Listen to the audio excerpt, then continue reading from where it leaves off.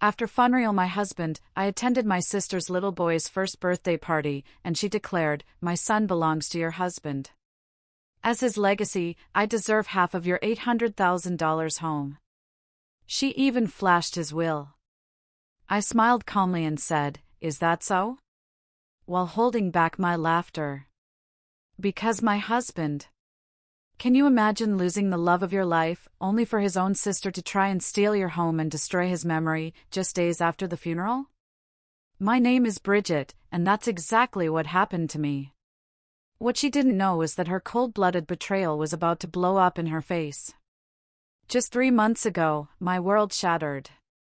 Adam, my incredible husband of 11 years, was suddenly ripped away from me by a brain aneurysm.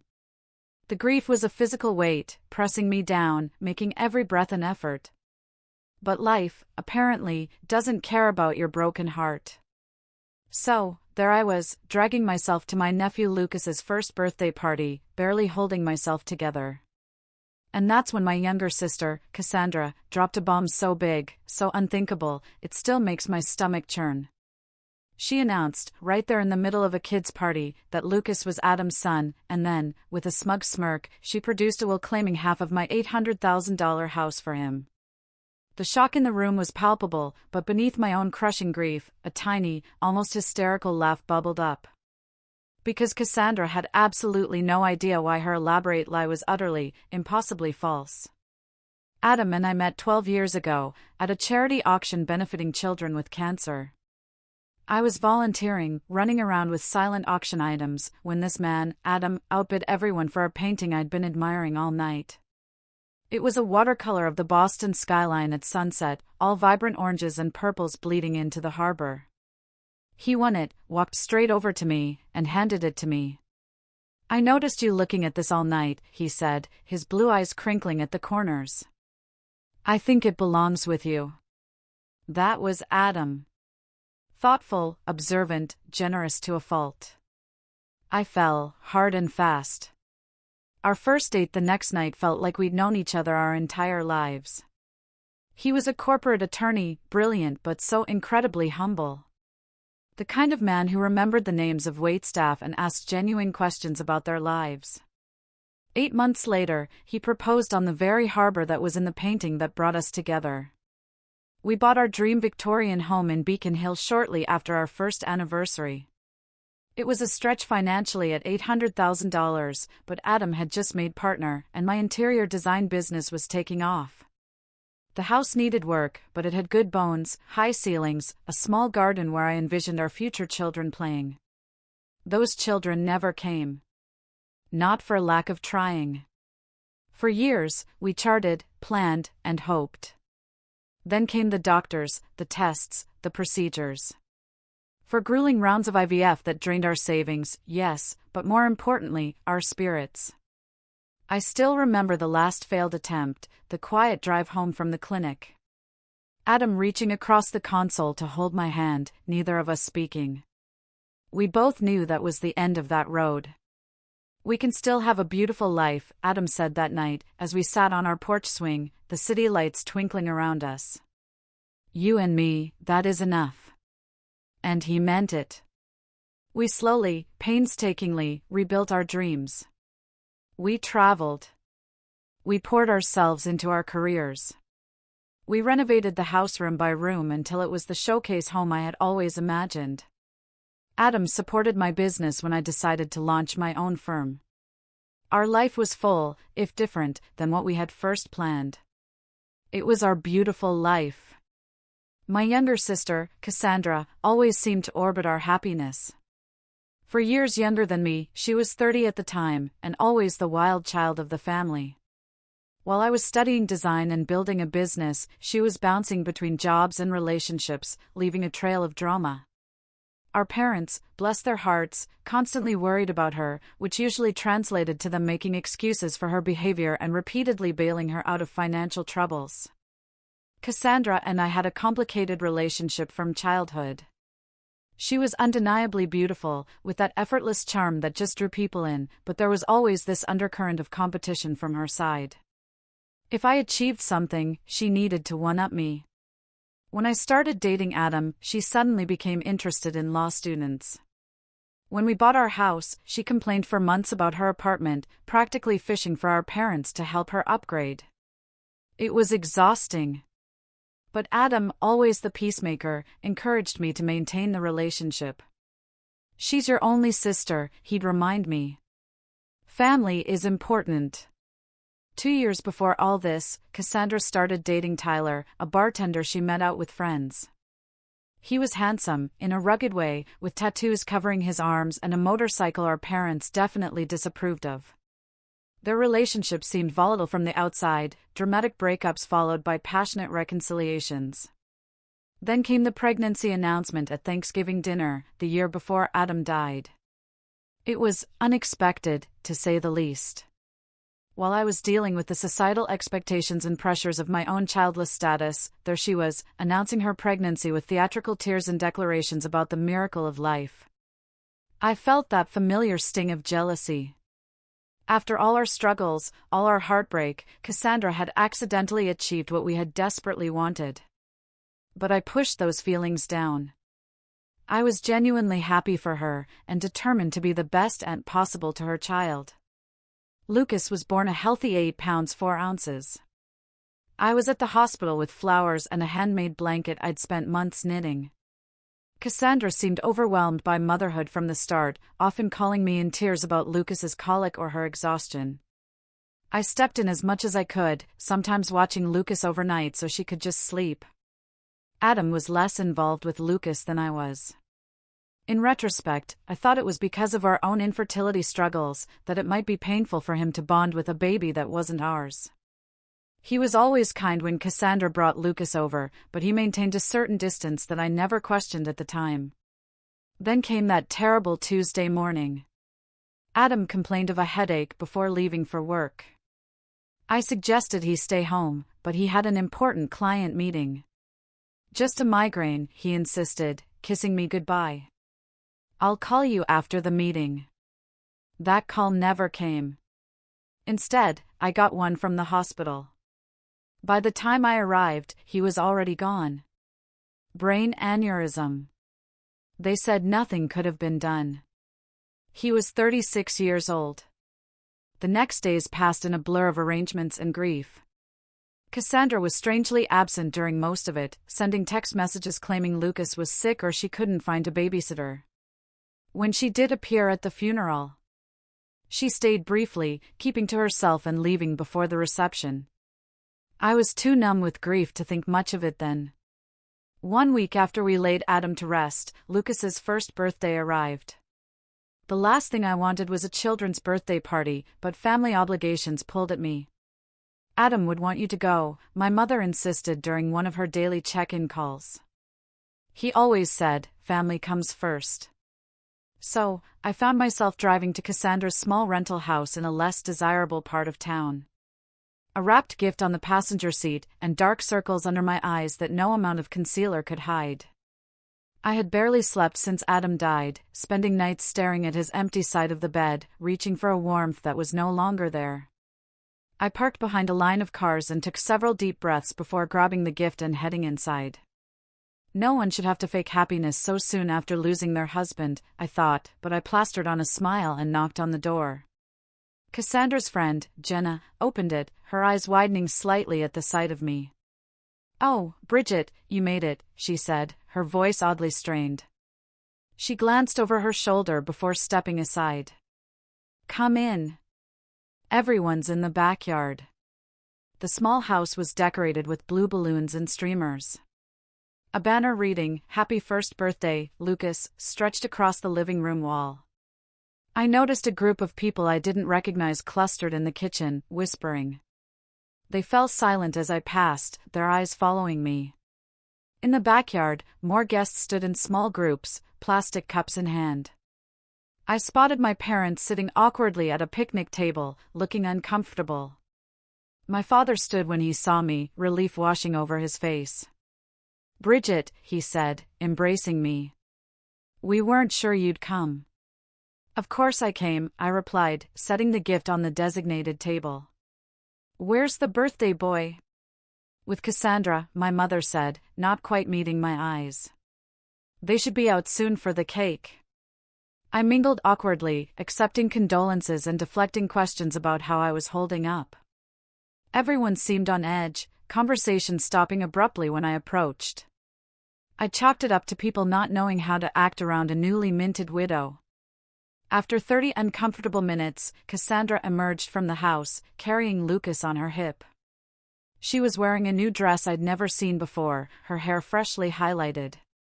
Lucas looked adorable in a little button-up shirt and bow tie, his chubby legs kicking with excitement at all the attention. Cassandra barely acknowledged me as she placed Lucas in his high chair. She seemed energized, almost giddy, moving around the yard with an unusual confidence. Then she tapped a spoon against her cup, calling for everyone's attention. "Thank you all for coming to celebrate Lucas's special day," she began, her voice carrying across the yard. "This past year has been full of surprises and challenges, as many of you know." The guests exchanged glances. My mother suddenly became very interested in her shoes. "I've been keeping a secret," Cassandra continued, placing a hand on Lucas's head. "One that I can no longer hide, especially after recent events." A chill ran down my spine. Something was very wrong. "Lucas is not Tyler's son," she announced, her eyes finding mine across the yard. "He is Adam's." The world seemed to stop. I heard gasps around me, felt my father stiffen beside me, but it was all background noise to the rushing in my ears. "Bridget's husband and I had a brief affair 2 years ago," Cassandra continued, her voice steady and rehearsed. "It was a mistake, a moment of weakness for both of us. We never meant to hurt anyone, but these things happen." I stood frozen, unable to process what I was hearing. My sister was claiming she had slept with my husband, that her son, the nephew I had lovingly cared for, was actually Adam's child. It was so absurd that I almost laughed out loud. Cassandra wasn't finished. She reached into her purse and pulled out a folded document. Adam knew the truth about Lucas. Before he died, he updated his will. She held up the paper. He wanted his son to be provided for. "This will states that half of the house Adam and Bridget own should go to Lucas as his biological child." Every eye in the yard turned to me. I could see the pity, the morbid curiosity, the discomfort. My parents looked stricken, my father half standing as if unsure whether to intervene. And then, to everyone's surprise, including my own, I felt a smile tugging at my lips. Not a happy smile, but the kind that comes when something is so outrageously false that it becomes almost comical. I pressed my lips together, trying to contain the inappropriate laughter bubbling up inside me.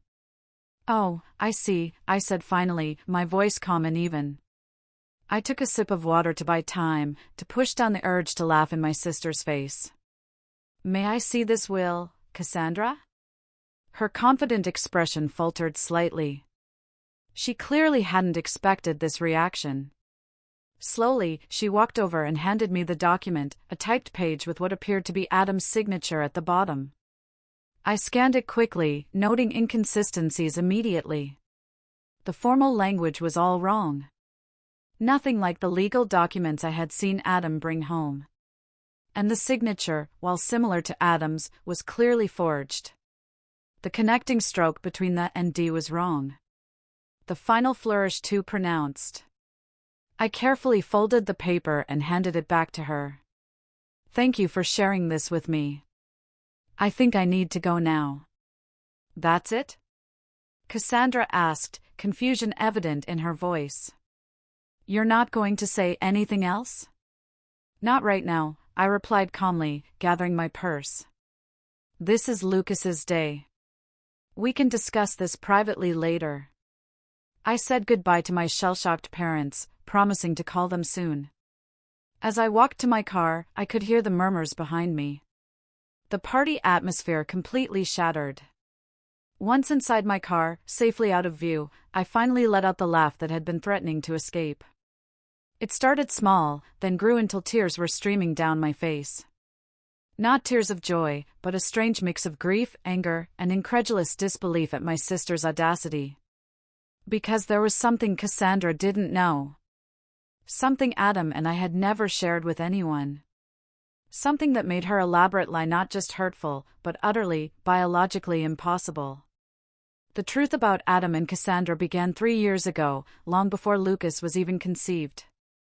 We had invited my sister over for dinner to celebrate her new job at a marketing firm, her longest employment to date. Adam had prepared his famous lasagna, and we'd opened a good bottle of wine. It was a pleasant evening until I excused myself to take a work call from a client having a design emergency. The call took longer than expected, nearly 20 minutes of talking a wealthy client through hanging artwork. When I returned to the dining room, the atmosphere had changed. Adam looked uncomfortable, and Cassandra was sitting much closer to him than when I'd left. Her hand on his arm, laughing at something I hadn't heard. I thought nothing of it at the time. Cassandra had always been affectionate, and the wine had been flowing freely. But later that night, as we were getting ready for bed, Adam seemed troubled. "There's something I need to tell you," he said, sitting on the edge of our bed. "And I don't want it to cause problems between you and your sister, but I also don't want to keep secrets from you." He explained that while I was on the phone, Cassandra had made a pass at him. Nothing dramatic, just inappropriate comments about how lucky I was to have him, followed by a suggestion that he deserved someone who could truly appreciate him. When he had rebuffed her, she laughed it off as a joke, saying I was too sensitive if he thought she was serious. I was hurt, but not entirely surprised. Cassandra had always pushed boundaries. We decided to let it go as an isolated incident, something caused by wine and her usual competitive nature. But it was not isolated. Over the next few months, Cassandra found ways to touch Adam whenever I wasn't looking, sent text messages that walked the line between friendly and flirtatious, and once even showed up at his office uninvited, asking him to lunch. Each time, Adam gently but firmly maintained boundaries and told me immediately afterwards. After the office incident, we confronted my parents about Cassandra's behavior. It didn't go well. They suggested Adam was misinterpreting friendly gestures and that Cassandra just looked up to him as a brother. My mother even suggested, with good intentions but terrible judgment, that perhaps Adam was feeling flattered by the attention and exaggerating the situation. That night, Adam and I made a decision. We would create distance from Cassandra without causing a full family rift. We declined invitations that included her, made sure we were never alone with her, and Adam blocked her number on his phone after she sent a particularly suggestive late-night message. Then came the medical issue that changed everything.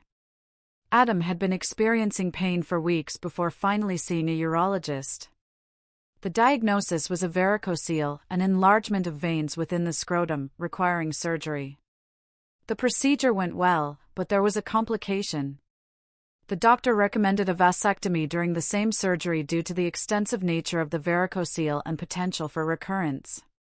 It was a difficult decision, especially given our past fertility struggles, but we agreed it was the right choice for Adam's health. The vasectomy was performed 2 years before Lucas was conceived. We kept this medical information private. Even our parents didn't know. After years of invasive questions about our childless status, we had learned to protect our privacy around reproductive issues. The only people who knew were Adam, myself, and Adam's doctors. After the surgery, as Adam was recovering, he made a prediction that seemed paranoid at the time. "Cassandra isn't done," he said, sitting in our garden with an ice pack discreetly positioned. "I have a feeling she might try something more drastic one day." I laughed it off, but Adam was serious. The next week, he scheduled an appointment with our family attorney, James Wilson. I went with him, listening as Adam detailed Cassandra's behavior and his recent medical procedure. James recommended documenting everything, the unwanted advances, the medical records confirming the vasectomy, even text messages and emails from Cassandra. "You never know what might become relevant," James advised. "Better to have documentation and never need it than wish you had it later." We followed his advice, creating a file of everything related to the situation. Adam also updated his will, properly, through official channels, making sure everything would come to me in the event of his death. James kept copies of all documents, and we placed the originals in a safety deposit box at our bank. Just in case, Adam had said when we locked the box, though I planned to be around to deal with any of Cassandra's drama for at least another 50 years. The morning after Lucas's birthday party, I drove straight to the bank. The manager, who had known Adam and me for years, expressed condolences as he led me to the vault. I sat alone in the small viewing room and opened the box Adam and I had filled with what he jokingly called our disaster preparation kit. Inside was exactly what I needed: Adam's legitimate will, notarized and properly executed, leaving everything to me, medical records detailing his vasectomy 2 years before Lucas's conception, making it biologically impossible for him to be the father, a journal Adam had kept documenting every inappropriate interaction with Cassandra, including dates, times, and exact quotes, printed copies of text messages she had sent him, a letter from our attorney confirming that he had witnessed Adam's legitimate will and was available to verify its authenticity. And at the bottom of the box, a sealed envelope with my name written in Adam's familiar handwriting. With trembling fingers, I opened it and began to read: "My dearest Bridget, *, if you are reading this, something has happened to me, and you have needed to access these documents. I hope it is many years from now, when we are old and gray and Cassandra's antics are nothing but a distant memory we laugh about. But if not, if the worst has happened and she has tried to hurt you in my absence, please know that I tried to prepare for every possibility. Use these documents to protect yourself. I know how much you value family, how loyal you are to those you love. But you deserve to be protected from those who would take advantage of that beautiful heart of yours. I love you beyond words, beyond time. Whatever happens, know that Adam." Tears streamed down my face as I read his words, feeling his love and protection reaching out to me even after death. My practical, thoughtful husband had anticipated this. Not the specific scenario perhaps, but the possibility that Cassandra might try to use his death to her advantage. I carefully returned everything to the box except what I needed: copies of the medical records, the legitimate will, and selected journal entries. Then I called James Wilson and scheduled an appointment for that afternoon. James Wilson's law office was in a converted brownstone in downtown Boston, the kind of place that exuded old money and discretion. I had only been there a handful of times with Adam, but the receptionist recognized me immediately, her expression softening with sympathy. "Mrs. Preston," she said, standing to greet me. "Mr. Wilson is expecting you. Please accept my condolences for your loss." James was in his 60s, with silver hair and reading glasses perched on the end of his nose. He had been Adam's mentor when Adam first joined the firm, and they had maintained a close friendship even after Adam moved to a different practice. He stood when I entered, coming around his desk to embrace me briefly. "Bridget," he said, gesturing for me to sit. I was devastated to hear about Adam. He was one of the good ones. He was, I agreed, my voice catching slightly. And it seems he was also right about preparing for the worst with my sister. I explained what had happened at the birthday party, showing him the forged will Cassandra had presented. James examined it, his expression growing increasingly concerned. "This is an amateurish forgery," he said finally. "The language is all wrong, and the signature, while similar, would never stand up to expert analysis. But the fact that she created this at all is deeply troubling." I showed him the documents from the safety deposit box, the medical records confirming Adam's vasectomy, the legitimate will, and Adam's journal documenting Cassandra's behavior over the years. "Adam was nothing if not thorough," James said, reviewing the materials. "These medical records alone disprove her claim about Lucas's paternity. The vasectomy was performed 2 years before the child was conceived. It is biologically impossible for Adam to be the father." "What should I do?" I asked. "I don't want to humiliate her publicly, but I can't let her take half of our home based on a lie." James leaned back in his chair, considering. "First, we need more information. I recommend hiring a private investigator to look into Cassandra's current situation. There's likely a motivation beyond simple cruelty here. People rarely attempt fraud of this nature without financial pressure." He recommended Frank Delaney, a former police detective who now worked as a private investigator, often on cases for the firm. I agreed, and James made the call immediately, explaining the situation in broad strokes. Frank arrived an hour later, a stocky man with a Boston accent and no-nonsense attitude. He took detailed notes as I explained the situation, asking pointed questions about Cassandra's relationships, history, employment, and financial status. I realized how little I actually knew about my sister's current circumstances. We had grown further apart since Lucas's birth, with my attempts to be involved as an aunt often rebuffed or taken for granted. "I'll need a few days," Frank said when I had finished. "My preliminary focus will be on her financial situation and relationship with the child's actual father." "Is there anything else you can tell me about him?" I shared what little I knew about Tyler, the bartender Cassandra had been dating when she became pregnant. I had only met him a handful of times, and he had seemed uninterested in family gatherings. "Last I heard they were still together, but she rarely mentions him anymore," I said. "He wasn't at the party yesterday, which I thought was strange for the father of the birthday boy." Frank nodded, making another note. "That's a good starting point.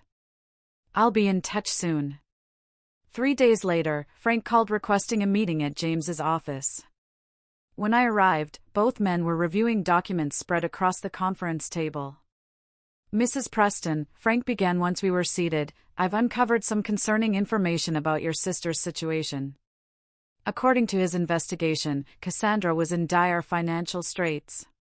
She had accumulated over $75,000 in debt spread across credit cards, personal loans, and medical bills for Lucas, who had needed surgery for a heart defect shortly after birth. Her credit score was abysmal, and she had been rejected for 3 additional loans in the past month alone. "She's also facing eviction," Frank continued, sliding a document across the table. "This is a copy of the notice her landlord filed last week. She has until the end of the month to pay 4 months of back rent or vacate the property." As for Tyler, he had apparently abandoned Cassandra and Lucas shortly after the birth, moving to Seattle with a new girlfriend. He was paying minimal child support, barely $200 a month, and even that irregularly. "I also found these," Frank said, producing printouts of text messages. "She has been telling friends about her plans to claim part of your house for weeks." These were messages between her and a friend named Jenna. I recognized the name as the woman who had opened the door at the party. The messages were damning. "Adam's death is terrible, but maybe it's finally my chance to get what I deserve. That house is worth at least $800K now. If I play this right, I'll have a nice nest egg for Lucas and me. The will is almost ready." My friend Dave is good with Photoshop and found a sample of Adam's signature online from some charity auction. "It looks totally legit. Bridget has always been the golden child. Time for me to get my share. She got 11 years with a great guy. The least she can do is share the wealth now that he's gone. I felt physically ill reading the calculated coldness of my sister's words. This wasn't just opportunism. It was premeditated fraud, designed to capitalize on my grief. "There's more," Frank said gently. "I ran a background check on Tyler Martin, the actual father. He has a history of domestic violence charges from a previous relationship and currently has a warrant out for unpaid child support for another child in New Hampshire.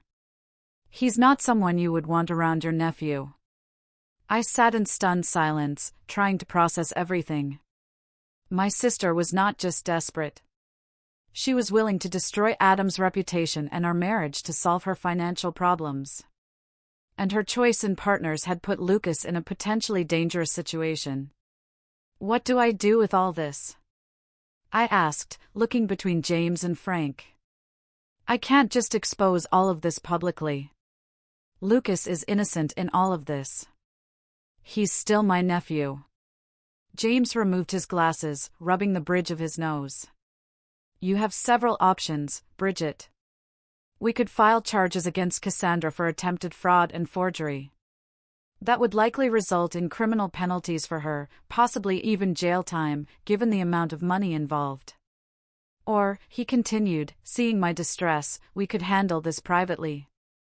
confront her with the evidence, require her to retract her claims, and potentially work out an arrangement that protects both you and the child. I left the meeting with a heavy heart and a folder full of evidence.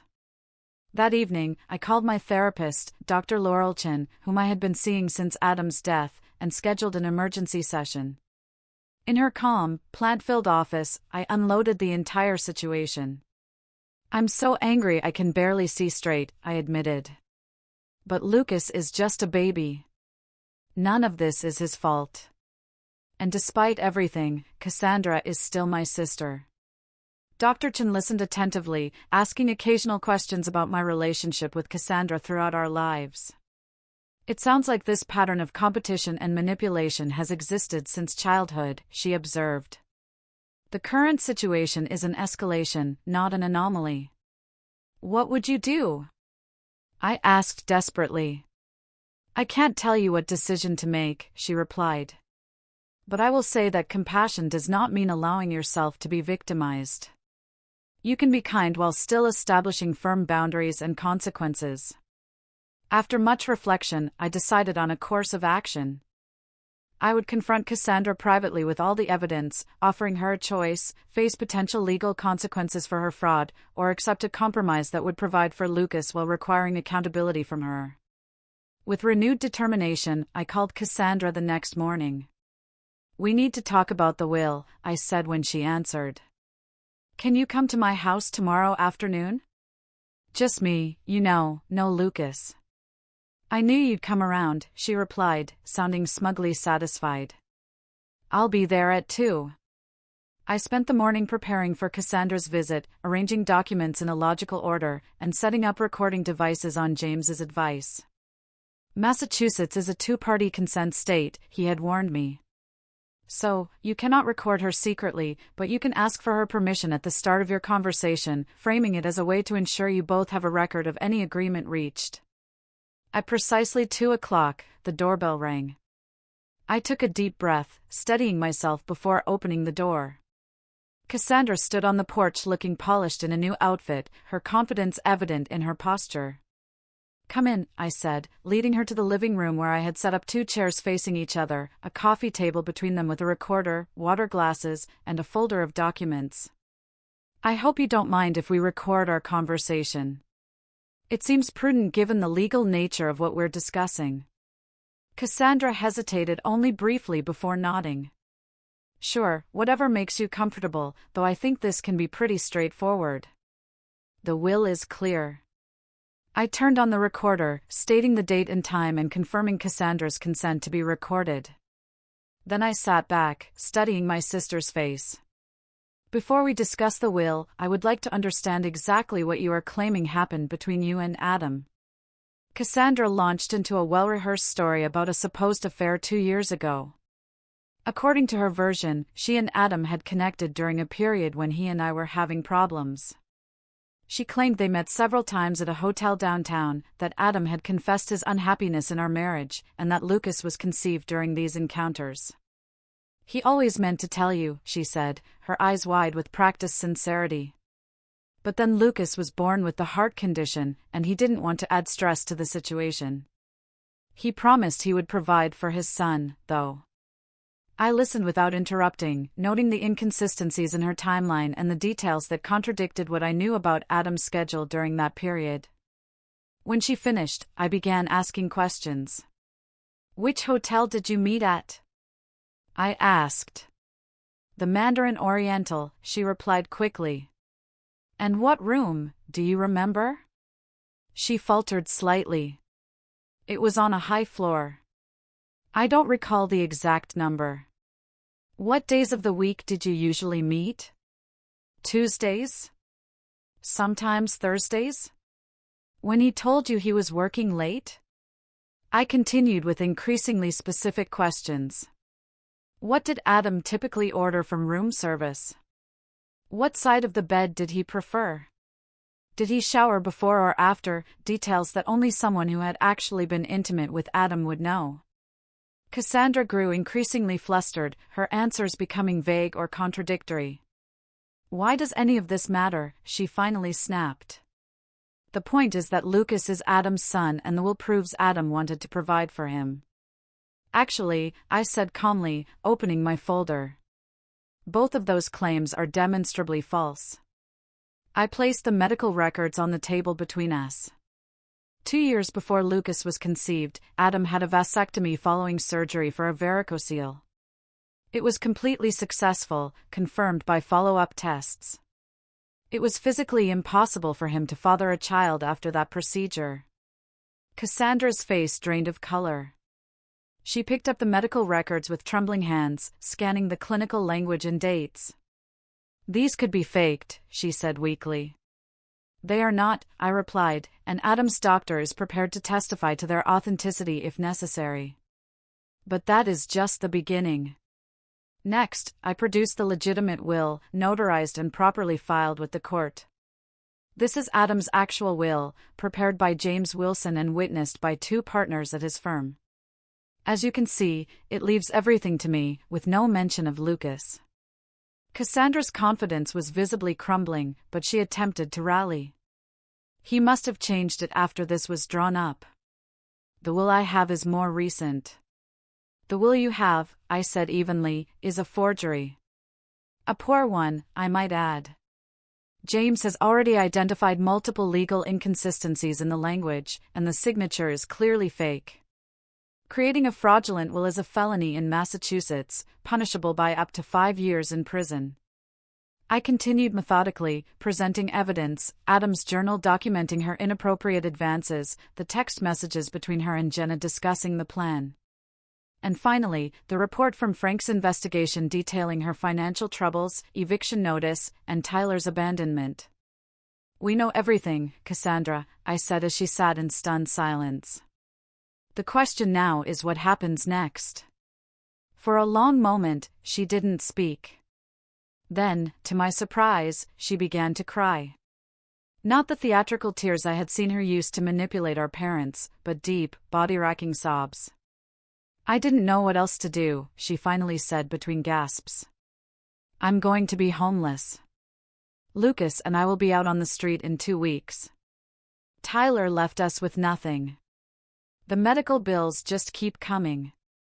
I thought if I could just get some money from the house." "So you decided to destroy Adam's reputation?" I asked, my voice hardening. "To tell everyone he cheated on me, to forge legal documents?" "I was desperate," she shouted, her sadness turning to anger. "You have everything. This big house, a successful business, everyone's respect. What do I have? A baby with a heart condition, $75,000 in debt, and an eviction notice. You try making good decisions in that situation." Her outburst hung in the air between us. The raw honesty of it, stripped of the manipulation and lies, reached something in me. Not forgiveness, not yet, but perhaps understanding. "Lucas is Tyler's son, isn't he?" I asked more gently. She nodded, wiping her eyes. "Yes. Adam never touched me. Not like that. I did try with him years ago. He always shut me down immediately. He was annoyingly loyal to you." "And the will?" "My friend Dave helped me create it. He does graphic design and thought it would be easy to fake a signature. I was going to use it to pressure you into giving me money. I never thought you would actually look into it so thoroughly." I turned off the recorder and sat back, considering my next move. Cassandra watched me nervously, clearly expecting the worst. "I could press charges," I said finally. "What you did was illegal, not to mention cruel and calculated." She nodded miserably. "I know. But that would hurt Lucas," I continued. "And despite everything, he is my nephew. I love him." I leaned forward, making sure she was looking directly at me. "So, here's what is going to happen.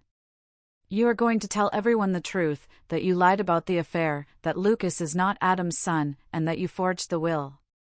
You will apologize publicly to me and to Adam's memory." "And then what?" she asked, her voice small. We'll still be evicted. I'm not finished, I said. In exchange for your full confession and a legal agreement never to attempt anything like this again, I will help you and Lucas. Not by giving you half my house, but by setting up a trust fund for Lucas's education and medical needs, and helping you find stable housing. Her eyes widened. Why would you do that after what I did? Not for you, I said honestly. For Lucas. And because Adam would want me to help his nephew, even if that nephew's mother tried to destroy his reputation. There will be conditions, I continued.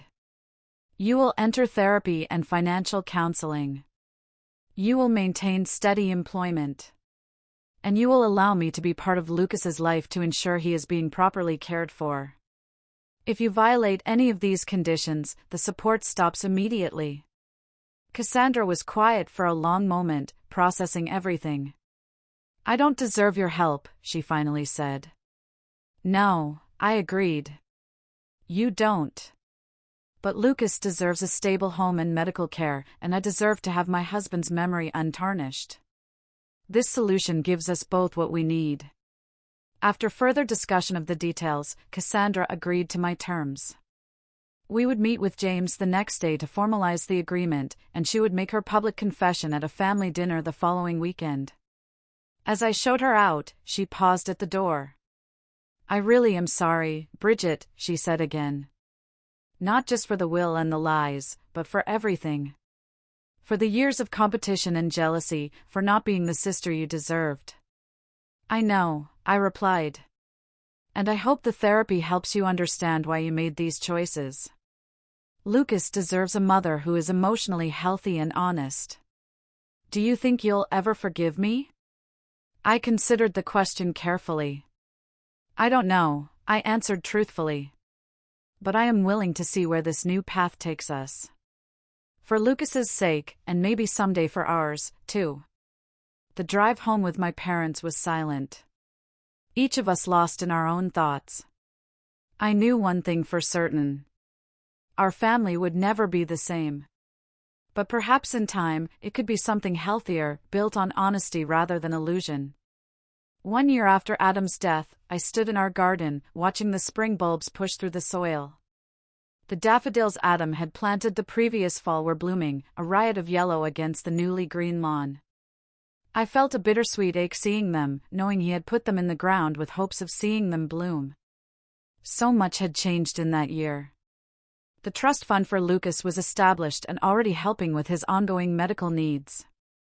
His heart condition, while requiring monitoring, was responding well to treatment, and he was growing into a cheerful, curious toddler.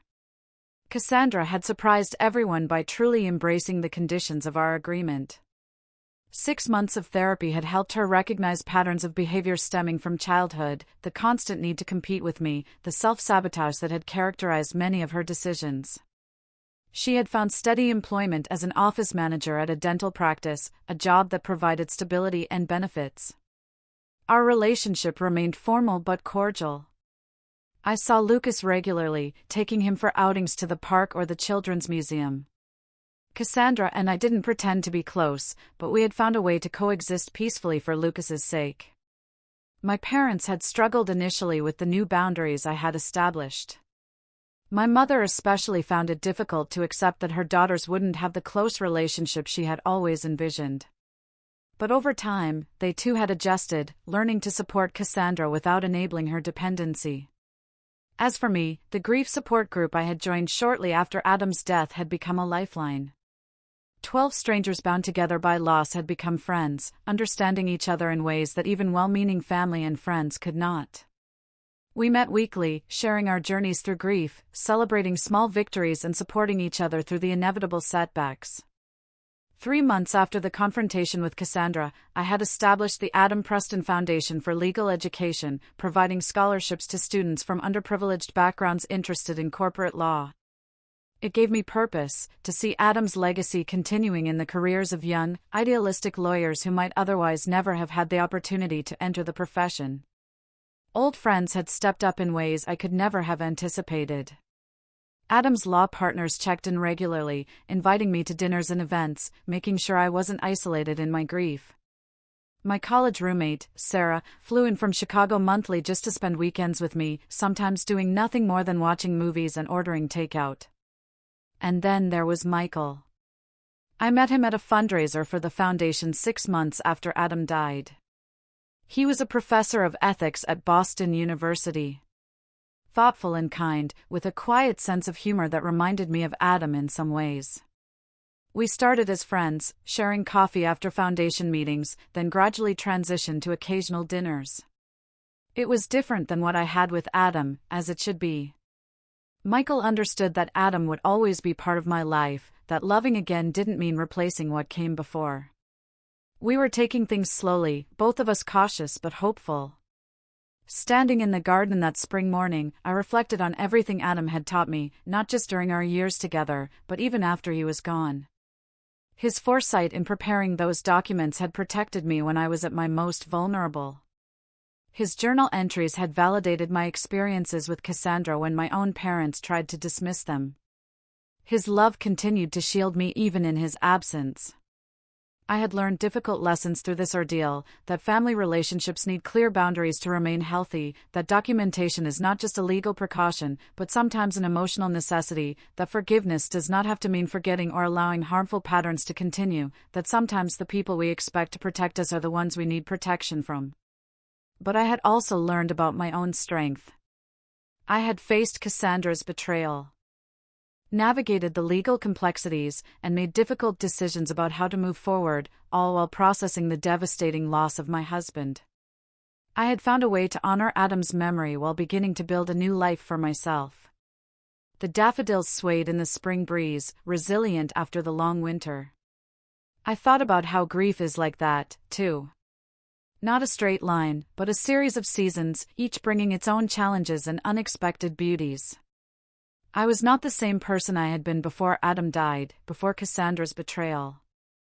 I was stronger in some ways, more cautious in others, but ultimately more authentic in how I approached relationships and boundaries.